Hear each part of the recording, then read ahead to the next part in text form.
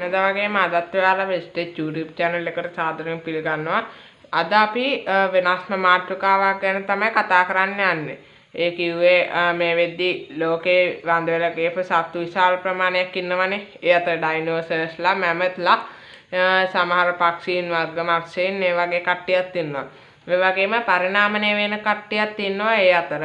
ඉතින් අපි අද කතා කරන්න යන්නේ මීට අවුරුදු ගානකට කලින් වඳ වෙලා ගියපු සත්වයකට පණ දීපු ප්‍රථම අවස්ථාවක් ගැන.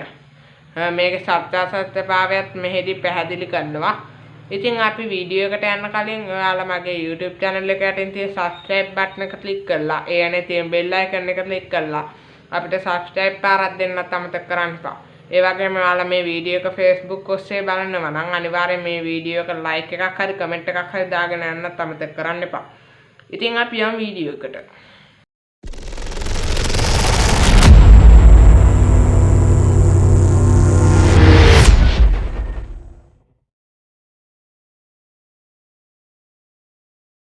අද වීඩියෝ එකෙන් කතා කරන්නේ මෙන්න මේ වඳ වෙලා ගියපු මීට අවුරුදු 12000කට 10000කට අතර වඳ වෙලා ගියපු ඩයවුල්ෆ් හේත් අලුවෘකයෝ ගැන තමයි මේ වීඩියෝ එකෙන් කතා කරන්නේ. ඒ වගේම මීට අවුරුදු 10000කට කලින් මේ ඩයවුල්ෆ්ලා මේ ලෝකෙ ඉඳලා තියෙනවා. ඔයාට Game of Thrones චිත්‍රපටය බලා ගන්න පුළුවන් වෙලා ඇති. චිත්‍රපටයක්ම නෙවෙයි ඒක කතා මාලාවක්. මේ වෙද්දි ඒ වර්ගයේ පැටව් දෙන්නෙක්ම බිහි කරලා තියෙනවා. ඒගොල්ලෝ රොමියුලස් සහ රීමස් සහ කාලිසි ලෙස සඳහන් වෙලා තියෙනවා. ඒ වගේම මේගොල්ලෝ නිර්මාණය කරලා තියෙන ජාන තාක්ෂණය භාවිතා කරන කොලොසල් බයෝසයන්සස් කියලා සමාගමකින් තමයි මේගොල්ලෝම නිර්මාණය කරලා තියෙන්නේ අවුරුදු ගානක ප්‍රතිඵලයක් විදියට. ඉතින් මේ වෙද්දි පැටව් දෙන්නෙක්ම බිහි කරලා තියෙනවා. ඉතින් මේ සඳහා භාවිතා කරලා තියෙන්නේ උන්ගේ හිස් කබලක DNA සහ අස්ථි කැබල්ල. ඒ වගේම 2024 ඔක්තෝබර් 1 වෙනි දින තමයි පළවෙනි වතාවටම වඳ ගිය සත්තු නැවත පණ ගන්න සන්ධිස්ථානයක් විදිහට හඳුන්වන්න පුළුවන්. එදා තමයි අපි මේ වෙද්දී මිනිස් සංහතියේම ජයග්‍රහණයක් විදිහට අපිට මේක හඳුන්වන්න පුළුවන්. ඔය තමයි පළවෙනි සත්වයා ඩයවුල්ෆ්ලා තමයි මේ වෙද්දී පළවෙනි වතාවටම මිනිස්සු ජාන තාක්ෂණය භාවිතා කරමින් නැවත වඳ වී ගිය සතුන්ට පණ දුන්න ප්‍රථම අවස්ථාව තමයි මේක. මීට කලින් තාරාවට ප්‍රතිපසා ඉඳලා තියෙනවා. හැබැයි ඒක මිනිස්සුන්ගේම කියන්න බෑ. ඊට පස්සේ මෙන්න මෙතනදී තමයි අපිට මේකක් වෙලා තියෙන්නේ.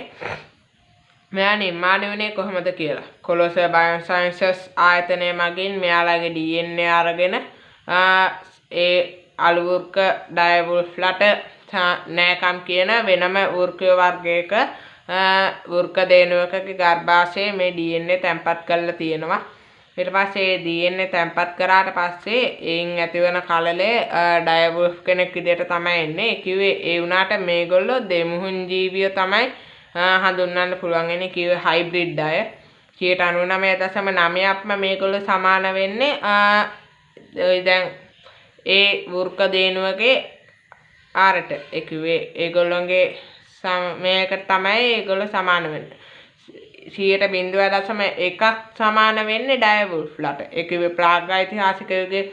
හැබැයි තාමත් ප්‍රාග්ඓතිහාසික යුගයේ ඉන්න සත්තුන්ට 100%ක්ම සමාන වෙන සත්තු නිර්මාණය කරන විදියක් නම් තාම මේ විදියට හොයාගෙන නැහැ. ඒ වගේම මේ පොසිලේ 11500ක් අවුරුදු පරණ වෙනවා. ඒ වගේම හිස් කැබල්ල ඊට පස්සේ අවුරුදු 72000ක් පරණ වෙනවා කියලා තමයි කියලා තියෙන්නේ. ඊපස්සේ ඔයාට පුළුවන් මේකේ විවිධ ශබ්ද අහන්න. ඔයාට පුළුවන් මෙන්න මේ වීඩියෝ එකේ බලාගෙන ඉන්න. මේ තියෙන්නේ වෘක පැටව බිහි වුණාට පස්සේ හඬන විදිය.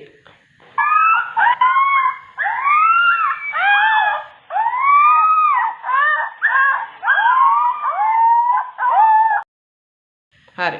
ඔයා දැන් ඒක ඇහුවා කියලා මම හිතනවා.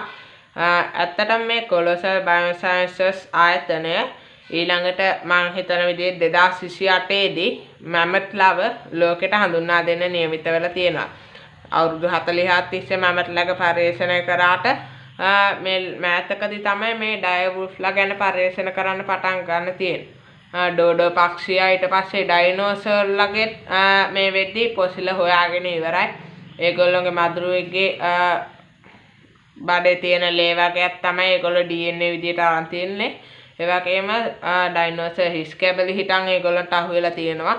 ඒ වගේම මැමත්ලාගේ මේ වෙද්දී ඒගොල්ලන්ට සම්පූර්ණ ශරීර කොටස් හම්බෙලා තියෙනවා. ඒ වගේම මේ වෙද්දී සුරකිච්ච මැමත් පැටියෙක්ගේ ශරීරයක් හිම මත තිබිලා අහු වෙලා තියෙනවා. ඒගොල්ලෝ දැන් මේවා මතින් පරිශන කරගෙන යමින් තමයි ඉන්නේ. ඊට පස්සේ ඒගොල්ලෝ හිතාගෙන ඉන්නේ ඊළඟට ඒ මැමත් පැටියාගේ ඒ පොඩි මේක මගින් ඊට පස්සේ එවෙන් DNA අරගෙන ඒගොල්ලෝ ඊළඟට මැමත්ලාව නිර්මාණය කරගන්න තමයි හිතාගෙන ඉන්නේ. ඒ වගේම මේ ඩයර්වුල්ෆ්ලා ගැන කිව්වොත් ඒගොල්ලොන්ගේ DNA ජාන 14ක් වෙනස් කරලා තමයි කියන්නේ. ඒ කිව්වේ මේගොල්ලෝ ජාන විකෘති වීමෙන් හැදුනා කියලා තමයි කියන්නේ. වැඩි හරියම්ම විද්‍යාඥයෝ තීරණයකට ඇවිල්ලා තියෙන්නේ මේ ඉන්නේ ඩයර්වුල්ෆ්ලාම නෙවෙයි කියලා. ඒ මොකද කිව්ව 99.9 මම කලින් කිව්වා වගේම සමාන වෙන්නේ ඒ ඩයර්වුල්ෆ්ලාගේ නෑකම් කියන මේකට. ඇත්තටම ප්‍රාග්ඓතිහාසික යුගයේ ඉන්න සත්තුන්ව ආයි බිහි කරනවා කියන්නේ හැබැයි ඕනම දෙයක් ඕනවට වැඩි කරනවා කියන්නේ ඉතින් ඒ විනාශයක් තමයි ඉතින් මම හිතන විදියට.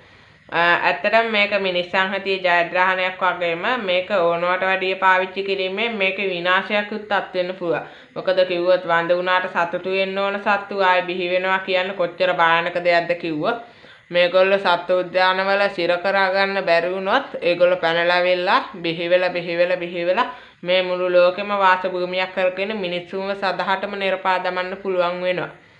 ඒ නිසා අද වීඩියෝ එකෙන් ඔයාලා මේ ටික දැනගන්න ඇති කියලා මම හිතනවා. ඉතින් ඇත්තටම මේ මගේ YouTube channel එකට සම්බන්ධ දෙයක් නෙවෙයි මම මේ කිව්වේ. හැබැයි ඔයාලා දැනගන්න ඕන හින්දා අපේ මිනිස් සංහතිය තවදුරටත් විද්‍යාවෙන් වැජ වෙන්න කියලා තමයි අපි හිතන්නේ. හැබැයි මේ වෙද්දී ඊට පස්සේ මැමත්ලාගේ දැන් පරිශන කරගෙන යනවා. ඉතින් ඔයාට 2028 දී පළමු වෙන මැමත් පැටියව බලා ගන්න පුළුවන් වේවි.